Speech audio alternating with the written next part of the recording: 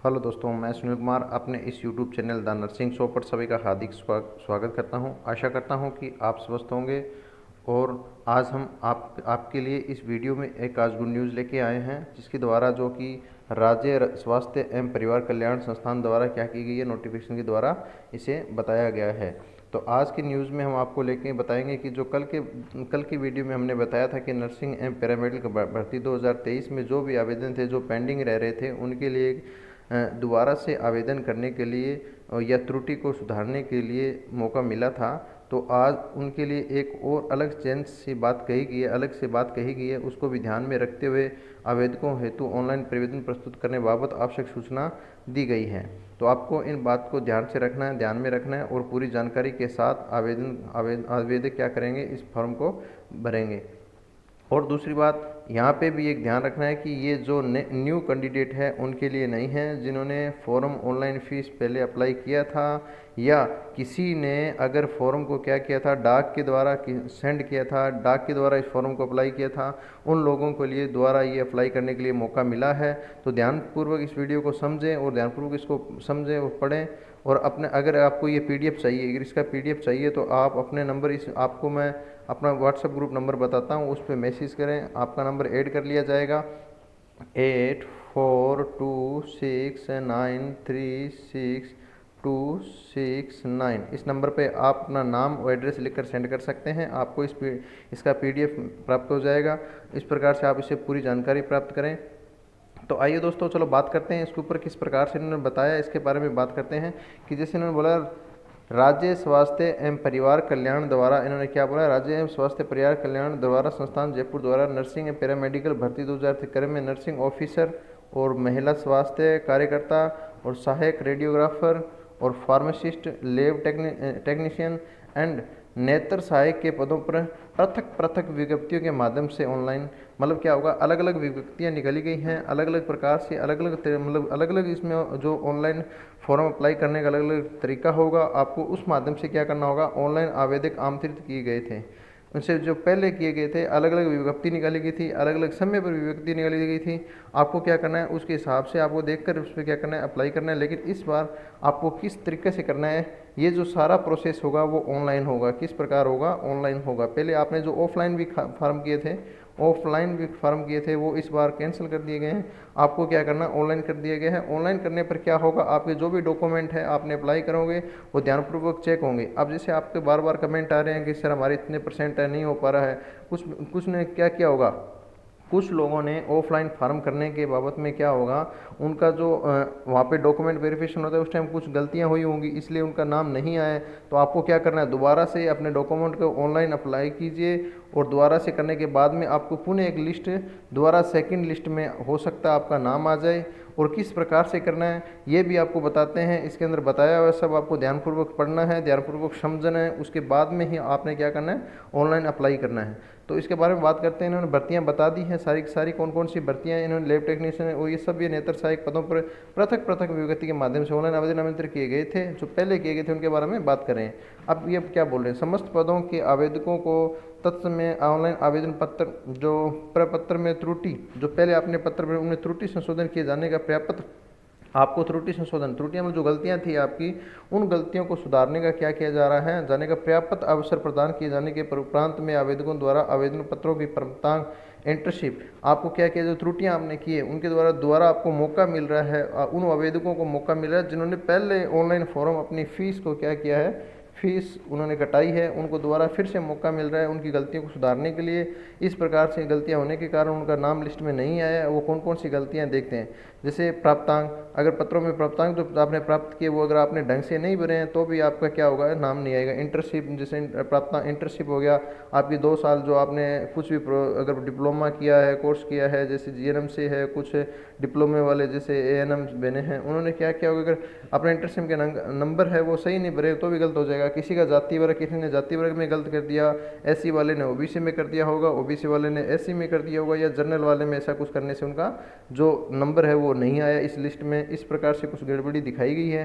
तो अनुभव अवधि आदि त्रुटि रह जाने से संबंध में, मतलब जो इस प्रकार की त्रुटियां रहने जाने के संबंध में परिवेदनाएं तथा माननीय न्यायालय द्वारा अंतरिम आदेश जनता को प्राप्त हो रहे हैं। क्योंकि इस प्रकार की प्रवेदना रहने के कारण क्या हो रहा है, सभी लोग याचिका लगा रहे हैं न्यायालय के अंदर। न्यायालय के अंदर याचिका लगाने के अंदर न्यायालय ने क्या किया है, दोबारा से इनको सुधारने के लिए एक मौका दिया है उन लोगों को जिन लोगों के द्वारा क्या होते कुछ त्रुटियां संशोधन किए गए थे, उनको दोबारा सुधारने का मौका मिला है। तो आगे हम बात करते हैं इसके अंदर और क्या क्या बातें इन्होंने बताई हैं कि किसी पात्र आवेदक भर्ती प्रक्रिया में सम्मिलित नहीं हो पाने के दृष्टिगत उक्त पदों के समस्त आवेदकों को समक्ष स्तर पर लिए गए निर्णय अनुसार आवेदन पत्रों में रह गई त्रुटियां संबंध में अंतिम बार ऑनलाइन ये ग्रीवेंस पोर्टल के माध्यम से प्रवेदना प्रस्तुत करने हेतु तो अवसर प्रदान किया जा रहा है। जो ये प्रवेदना है ये वो अपने पोर्टल पे क्या कर दी गई है, उपलब्ध करा दी गई है। आप वहाँ जाकर इससे क्या कर सकते हैं, अपने ऑनलाइन का माध्यम है जो उसका कर सकते हैं। तो इसके द्वारा और उन्होंने क्या किया है कि प्रस्तुत करने हैं तो अवसर प्रदान किया जाए, आपको ये अवसर प्रदान किया गया है। तो आप जिनकी भी त्रुटि है वो ऑनलाइन वेबसाइट पे जाएं, वहाँ से जाकर अपनी गलतियों को सुधार सकते हैं और दोबारा अप्लाई कर सकते हैं। अतः ऐसे अभ्यर्थी जिनके प्राप्तांक मतलब उनके जो नंबर हैं उपयुक्त वर्णित त्रुटियों के कारण दस्तावेज सत्यापन हेतु उनकी कैटेगरी अंतिम आमंत्रित अभ्यर्थी में अधिक हो रही है, मतलब आपको क्या हो रहा है, कैटेगरी में आपका नंबर नहीं आया, आपने कैटेगरी चेंज कर दी है, चेंज करने के कारण आपका नाम नहीं आ रहा है, तो उसमें भी आपकी क्या होगी, गलती होगी। किंतु दस्तावेज सत्यापन में आमंत्रित नहीं है, आपने जो त्रुटियां करने के कारण आपकी क्या होगी, जो आपकी जो अभी सत्यापन आमंत्रित नहीं, आपने जो आमंत्रित लिस्ट आई है उसके अंदर आपका नाम नहीं है, इसी कारण से नहीं हो रहा है। निर्देश किया जाता है कि वर्ष 2023 की नवीन विज्ञप्ति के संदर्भ में अपनी प्रवेदना जो 2023 में इन्होंने क्या किया, 2023 में जो इन्होंने विज्ञप्ति निकाली है उसके माध्यम से आपको क्या करना है, उसके माध्यम से आपने अप्लाई करना है ऑनलाइन जो ग्रीवेंस पर जो प्रवेदना पोर्टल पर जाकर दिनांक 13, आपको ये कल भी डेट बताई कि 13 सितंबर से 19 सितंबर तक यह प्रस्तुत करना सुनिश्चित करवाएंगे। मतलब ये डेट दी गई है, आपको इस डेट के बीच में अपना जो ये त्रुटि संशोधन है इसको इसके बीच में ही करना होगा, इसके बाद में कुछ आपको छूट नहीं मिलेगी। प्रवेदनाओं के संबंध में पद की मूल विज्ञप्ति में वर्णित शर्तें, दिशा निर्देश तथा पात्रता, जाति, वर्ग, अनुभव, अवधि आदि के निर्धारण हेतु निश्चित की गई समस्त सीमा ही लागू रहेगी। आपको अगर आपकी जैसे इन बातों अब त्रुटियां कौन कौन सी है, जैसे दिशा निर्देशक तथा और वर्णित शर्तें हैं, कुछ शर्तें दे रखी हैं दिशा तथा पात्रता आपकी किस प्रकार से इन्होंने बनाई है वो पात्रता, जाति वर्ग, अगर जाति वर्ग आपने चेंज किया गलत कर दिया उसको सही करने का मौका मिला। अनुभव अवधि जैसे आपने किसी ने 2 महीने का लगा दिया, आपके पास 3 महीने का है तो आपको वो भी चेंज करने का मौका मिला है। हो सकता है आपको बोनस नंबर ज़्यादा मिलेगा और आपका उस लिस्ट में नाम आ सकता है। तो आप इस प्रकार से पूर्वक ध्यान अपनी ये पूरी बातें ध्यान में रखें, वीडियो को कंटिन्यूस पूरा देखें, लास्ट तक देखने के बाद में ही पूरा कुछ डिसाइड करना है। आपने फिर कमेंट करके बताना है कुछ प्रॉब्लम हो रही है तो जहाँ तक हमसे हेल्प की जाएगी वो आप तक पहुँचाएंगे। समय सीमा ही लागू रहेगी, जो समय आपको दिया गया है, जैसे ये टाइम दिया जा रहा है, ये इसी टाइम के बीच में ही आपके समय सीमा लागू रहेगी, इसके द्वारा आपको कोई टाइम नहीं मिलेगा। जिन आवेदनों इन संबंध में ऑफलाइन प्रवेदना, अब ये देखो ये ध्यान से समझना। अब मैं आपको बता देता हूँ जिन्होंने क्या किया था कि ऑफलाइन प्रवेदना प्रस्तुत की थी, जिन लोगों ने क्या किया ऑफलाइन फॉर्म भरे थे उनके लिए भी ये क्या मौका मिला, उन्हें भी ऑनलाइन ये प्रवेदना पोर्टल के माध्यम से ऑनलाइन प्रवेदना प्रस्तुत करने की होगी। अब जिन लोगों ने क्या किया था ऑफलाइन किया था, ऑफलाइन करने वाले व्यक्तियों को भी क्या करना होगा, यहाँ जाकर ऑनलाइन प्रवेदना पर क्या जाकर ऑनलाइन जाके अपना अप्लाई आवेदन करना होगा। आवेदन करने के बाद में क्या करेंगे, उनको दोबारा से इस लिस्ट में नाम आने का मौका मिल सकता है।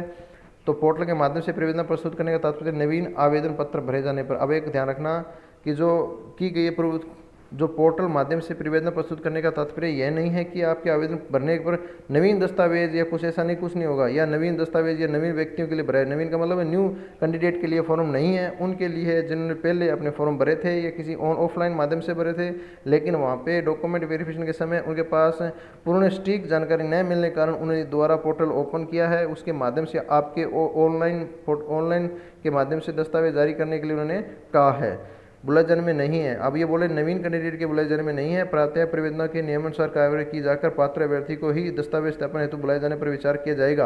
अगर पहले से किसी व्यक्ति ने क्या किया होगा, आवेदन किया होगा, उसकी पूर्णतः जांच के बाद ही उसके, अगर आपने ऑफलाइन भेजे तो भी उनके पास डॉक्यूमेंट होगा, वो सारा कुछ जांच होकर और न्यू पर जांच होकर ही उन लोगों को वहाँ पे कैंडिडेट के बुलाए। ऐसा नहीं है कि आप ऑनलाइन में जाकर गलत से भर दो कि हमने किया, ऐसा करके भरोगे आप, वहाँ आपके डॉक्यूमेंट नहीं होंगे, आपके पास हैं तो आपको ऐसे होने पर आपका क्या कर दिया जाएगा, रिजेक्ट कर दिया। अगर आपने वहाँ पे फॉर्म भेजे ऑफलाइन के माध्यम से तो ही आपका कैटेगरी वाइज सारा कुछ अपडेटा चेक किया जाएगा। ये सारी अधिक जानकारी के लिए बताएगा, जानने के लिए ये जो WWW राजस्थान की अपनी क्या है वेबसाइट है, यहाँ जाकर आपको पूरी जानकारी मिल सकती है। ओके, आज का वीडियो आपको कैसा लगा? अगर अच्छा लगा तो वीडियो को लाइक करें, ज़्यादा से ज़्यादा अपने साथियों को शेयर करें और सब्सक्राइब भी ज़रूर करें, ताकि जो भी जानकारी आपके तक पहुंच सके। और अपने जो भी ये आपको अगर ये पीडीएफ चाहिए तो अपने मैंने व्हाट्सएप ग्रुप आपको बताया है, उस नंबर पे आप मैसेज करें, आपको क्या मिल जाएगा, पीडीएफ मिल जाएगा। ओके, वीडियो के एंड तक बने रहने के लिए धन्यवाद।